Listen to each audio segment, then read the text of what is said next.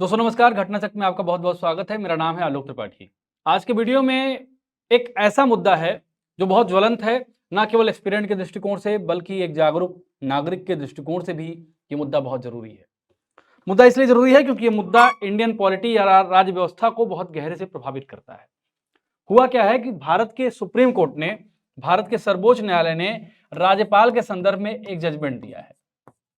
अगर आपको पॉलिटी की एक बेसिक अंडरस्टैंडिंग होगी तो आप इस बात को जानते होंगे कि supreme court is the custodian of Indian constitution, not only the protector but also explainer.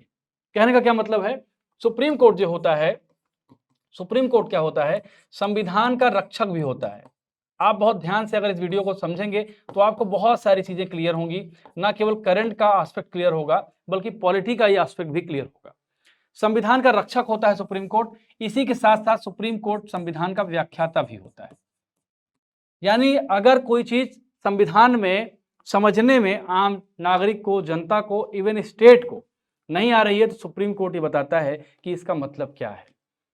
एक तरह से गार्जियन कह सकते हैं आप। Supreme court is the guardian of Indian constitution. और इसी संदर्भ में सुप्रीम कोर्ट में एक याचिका दायर की गई थी। याचिका थी तमिलनाडु राज्य से। याचिका में मामला क्या था? याचिका में मामला यह था कि तमिलनाडु की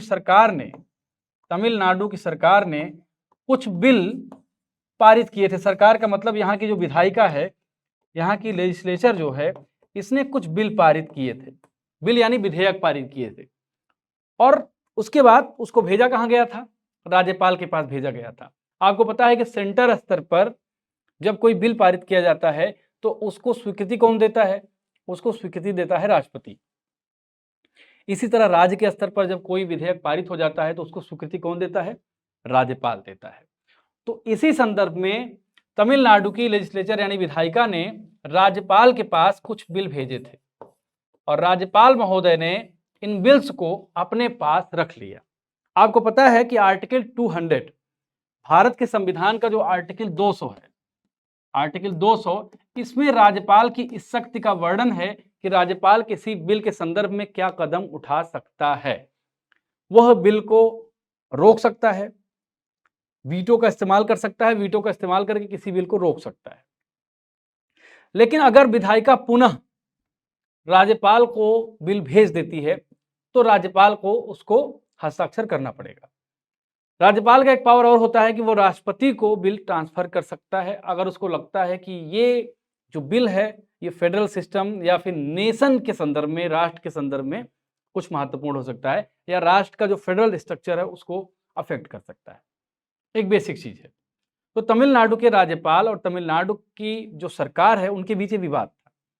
अक्सर आप देखते होंगे इस तरह के विवाद वहीं पैदा होते हैं जहां पे पॉलिटिकल डिफरेंसेज होते हैं। सेंटर में किसी की सरकार और राज्य में किसी की सरकार होती है तो इस तरह के डिफरेंसेस देखने को मिलते हैं।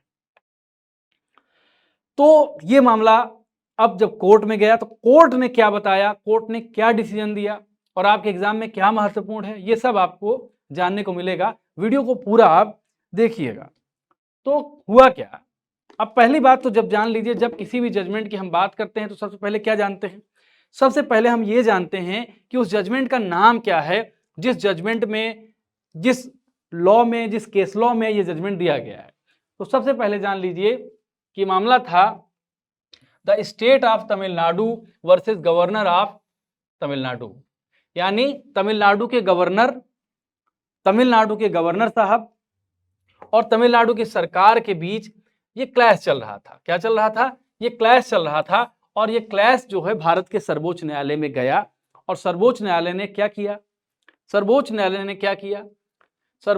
ने क्लैरिफाई किया, इस बात को क्लियर किया कि गवर्नर को, स्टेट जो लेजिस्लेचर कोई चीज पारित कर देती है, राज्य की विधायिका अगर कोई बिल पारित कर देती है तो उसको एक समय सीमा में बंध कर उसको अपनी सहमति देनी चाहिए या जो भी कदम उठाना हो एक समय सीमा में बंध कर उस कदम को लेना चाहिए, ये सुप्रीम कोर्ट ने कहा।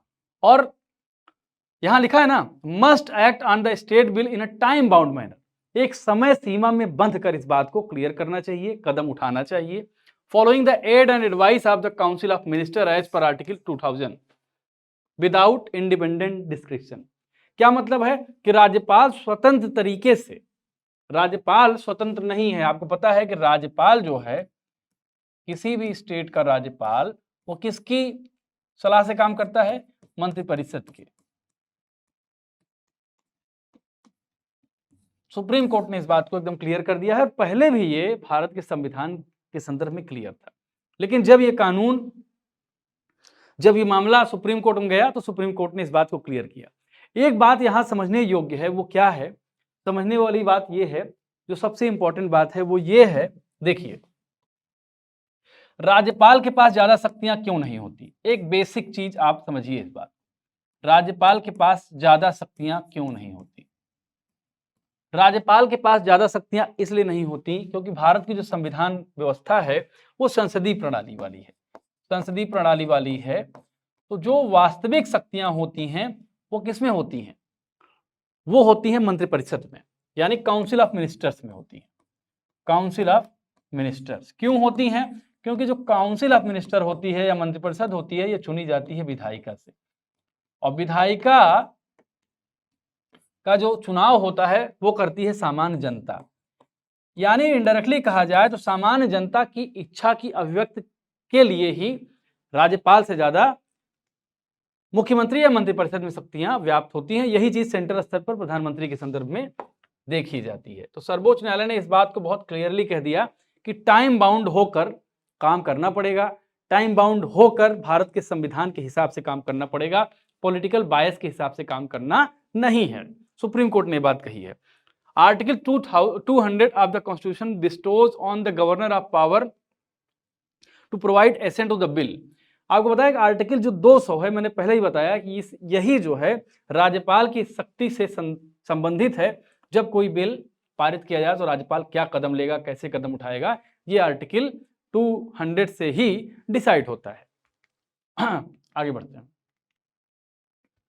अब हुआ क्या है, तमिलनाडु जो गवर्नर साहब थे, इन्होंने कम से कम 10 बिल को विदहेल्ड कर दिया था, यानी रोक दिया था। ना तो सहमति दे रहे थे, ना कुछ क्लियर कट बात कर रहे थे।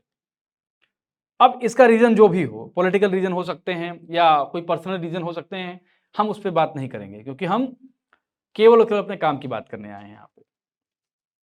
10 बिल उन्होंने रोक लिया था, तो तमिलनाडु की सरकार ने यह तर्क रखा कि हम जो है, चूंकि जनता की इच्छा को अभिव्यक्त कर रहे हैं, हम विधायिका के थ्रू चुने गए हैं, कार्यपालिका हैं, तो हम जो है जनता को वास्तविक रूप से रिप्रेजेंट कर रहे हैं, राज्यपाल महोदय नहीं। और राज्यपाल महोदय पॉलिटिकल बायस से पीड़ित हैं, ऐसा सरकार ने तर्क भी दिया है। तमिलनाडु सरकार ने, सुप्रीम कोर्ट ने बाकायदे इस बात का लॉजिक दिया कि राज्यपाल जो हैं, गवर्नर जो तमिलनाडु के हैं, वो पॉलिटिकल बायस से पीड़ित हैं, राजनीतिक पूर्वाग्रह उनके अंदर है, क्योंकि हमारी सरकार किसी और पार्टी से है। राज्यपाल को चुनता कौन है? सेंट्रल गवर्नमेंट चुनती है। तो उनका तर्क था कि सेंट्रल गवर्नमेंट में किसी दूसरे पॉलिटिकल पार्टी की गवर्नमेंट है, किसी दूसरे पॉलिटिकल आइडियोलॉजी की पार्टी की गवर्नमेंट है, हमारी पॉलिटिकल आइडियोलॉजी अलग है, इसलिए राज्यपाल ऐसा कर रहे हैं, और सुप्रीम कोर्ट ने यह निर्णय दिया है। तो स्टेट गवर्नमेंट ने चैलेंज किया इस निर्णय को। जब 10 बिल इन्होंने रोक लिए और कुछ क्लियर कट नहीं किया, तो स्टेट गवर्नमेंट चली गई सुप्रीम कोर्ट, और सुप्रीम कोर्ट में जाकर जब उन्होंने बात कही तो उन्होंने कहा कि यह संविधान का उल्लंघन है। सरकार का तर्क था कि यह संविधान का उल्लंघन है, क्योंकि संविधान वास्तविक शक्ति विधायिका में देता है, विधायिका को प्रोवाइड करता है, क्योंकि विधायिका जनता द्वारा चुनी जाती है, और जनता, we the people of India याद करिए, भारत के प्रेम्बल में, संविधान के प्रेम्बल में स्पष्ट तौर पर लिखा है कि संविधान की शक्ति का स्रोत कौन है? जनता है। इसलिए जनता की इच्छा का सम्मान किया जाना चाहिए, और उसके बाद जो है यह डिसीजन आया है। तो यह एक बेसिक अंडरस्टैंडिंग की बात है। अब कोर्ट ने क्या कहा? कोर्ट ने जो बात कही उसको भी जान लीजिए। कोर्ट ने कहा कि ऐसा कोई संविधान में नियम नहीं है जो एब्सोल्यूट वीटो की बात करे।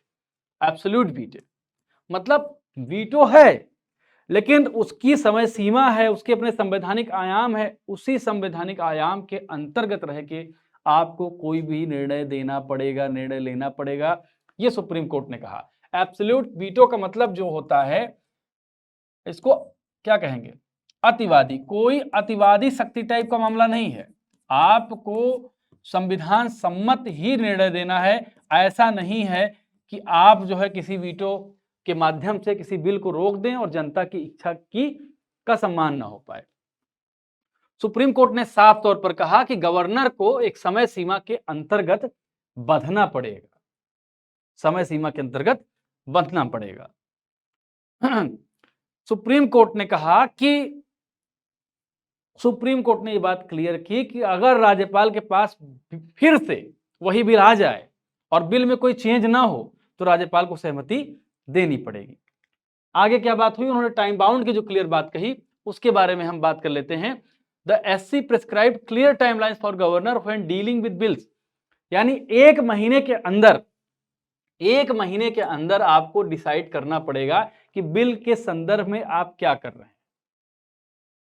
और अगर आपने स्टेट कैबिनेट के खिलाफ आप गए तो 3 महीने के अंदर आपको चीजें क्लियर करनी पड़ेंगी। और अगर बिल फिर से आपको प्रेजेंट किया गया तो 1 महीने के अंदर फिर से चीजों को क्लियर करना पड़ेगा, बिल पर अपनी सहमति देनी होगी। फिर समझ लीजिए, अगर कोई बिल आपके पास जाता है राज्यपाल के पास तो आप उसको 1 महीने से ज्यादा नहीं रख सकते हैं, सुप्रीम कोर्ट ने यह बात कही। और अगर आप स्टेट कैबिनेट के खिलाफ अपना डिसीजन देते हैं तो आप 3 महीने से ज्यादा आपके पास वक्त नहीं हो, आपको 3 महीने में चीजें क्लियर करनी पड़ेंगी। देखिए साफ लिखा है, when dealing with bills with 1 month to withhold assent, 3 months if doing against state cabinet advice। अगर स्टेट कैबिनेट की एडवाइस के खिलाफ आप जाते हैं तो 3 महीने के अंदर आप चीजों को क्लियर करिए, और अगर फिर से बिल रिप्रेजेंट हो गया तो 1 महीने के अंदर अपनी चीजें क्लियर करिए। अब आर्टिकल 200 के बारे में मैंने चर्चा की थी कि आर्टिकल 200 में राज्यपाल की इस शक्ति का प्रावधान है, इस शक्ति के बारे में चर्चा की गई है कि वो किसी बिल के संदर्भ में क्या स्टैंड लेता है, ये बात है। और फिर आर्टिकल 201 में क्या है, if the governor reserve bill for presidential consideration, अगर वो प्रेसिडेंट के लिए किसी बिल को रिजर्व कर लेता है तो ये जो पूरा प्रावधान है ये है आर्टिकल 201 में, ये आर्टिकल 201 में। और एक आर्टिकल और है article 207, no money bill can be introduce in the assembly without the recommendation of governor of the state, without the recommendation यानी कैबिनेट के रिकमेंडेशन के बाद ही कोई बिल प्रस्तुत किया जाता है अगर वो मनी बिल है तो कुल मिलाकर ये हमारा पूरा टॉपिक है। इसमें हमने समझा क्या, एक बार मैं आपको रिकॉल कर देता हूं, बहुत शॉर्ट में रिकॉल कर देता हूं, अपने टॉपिक को समअप करता हूं। देखिए हुआ क्या, आप एकदम बहुत सिंपली भाषा में आप समझिए। एक गवर्नर महोदय हैं तमिलनाडु के। आपको पता है कि गवर्नर की जो पावर होती है वो नाम मात्र की होती है, बहुत बेसिक तरीके से आप समझिएगा, नाम मात्र की होती है। इधर एक मुख्यमंत्री महोदय हैं स्टालिन, उनका नाम है, तमिलनाडु के हैं, उनकी कैबिनेट है। बहुत ध्यान से चीजों को समझिएगा, ये इनके पास वास्तविक शक्तियां हैं। भारत के संविधान में आपको बहुत अच्छी तरह पता है कि संसदीय जो लोकतंत्र है, संसदीय प्रणाली जो होती है उसमें राष्ट्रपति या राज्यपाल के पास वास्तविक शक्तियां नहीं होती हैं। वास्तविक शक्ति किसके पास होती है, कैबिनेट के पास, चाहे वो प्राइम मिनिस्टर की कैबिनेट हो या मुख्यमंत्री की कैबिनेट हो। अब ये महोदय क्या कर रहे हैं, इन महोदय की जो लेजिस्लेचर है, जो विधायिका है, उसने 10 कानूनों को पारित किया। विधायिका का काम क्या होता है, कानून बनाना, और विधायिका को चुनता कौन है, जनता चुनती है। अगर कोई कानून विधायिका बनाती है तो इसका मतलब है जनता की इच्छा को अभिव्यक्त करती है। तो जनता की इच्छा को अभिव्यक्त करते हुए इन्होंने 10 कानून बनाए, और इन महोदय ने, तमिलनाडु के जो गवर्नर साहब थे, इन्होंने 10 बिल को रोक दिया और कोई टाइम बाउंड भी नहीं किया। तब सुप्रीम कोर्ट आएगा। सुप्रीम कोर्ट ऐसे हैं जैसे आप समझिए बूढ़े नाना बूढ़े दादा टाइप के, कि वो सब कुछ रिजॉल्व कर देंगे। बच्चे झगड़ रहे हैं, आएंगे, टॉफी बांटेंगे, सब ठीक हो जाएगा। टॉफी से संदर्भ समझिएगा। तो फिर प्रकट होते हैं माननीय सर्वोच्च न्यायालय। अब ये दोनों जब लड़ाई किए दोनों महोदय, तो ये दोनों क्या लड़ाई कर कहां जाएंगे, 2 लोग लड़ेंगे तो कहां जाएंगे, ये जाएंगे यहां पर दादाजी के पास, सुप्रीम कोर्ट चले गए।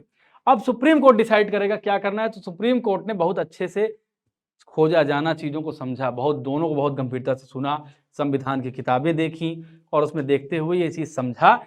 उसने आर्टिकल 200 आर्टिकल 200 याद कर लीजिए, इस बार पक्का पूछेगा आपके प्री 2000 पीसीएस और आरओ में पूछ सकता है।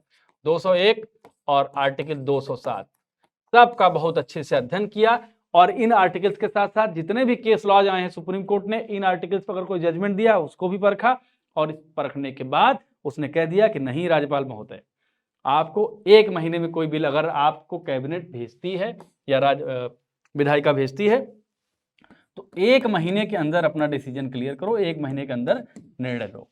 और अगर मान लो कि आप खिलाफ है निर्णय के, अगर आप इसके खिलाफ हैं जो बिल भेजा गया है या जो डिसीजन भेजा गया है, तो 3 महीने के अंदर क्लियर करो, और अगर फिर कैबिनेट आपको भेज देती है तो 1 महीने में आपको करना ही करना है। तो उम्मीद करता हूं ये टॉपिक आपको समझ में आ गया होगा।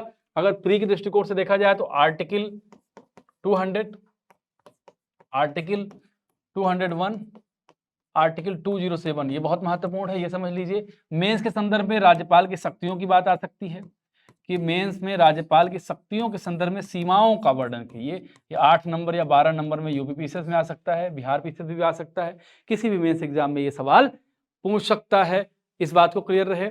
और करंट अफेयर्स में ये मुद्दा तो इंपॉर्टेंट है, तो ये सारी चीजें समझ लीजिए। इसी संदर्भ में आप ये भी समझ लीजिए कि सुप्रीम कोर्ट कैसे किन शक्तियों का इस्तेमाल करते हुए इसको एक्सप्लेन करता है, सुप्रीम कोर्ट क्यों करता है, इसके बारे में मैंने वीडियो के संदर्भ में चर्चा की थी।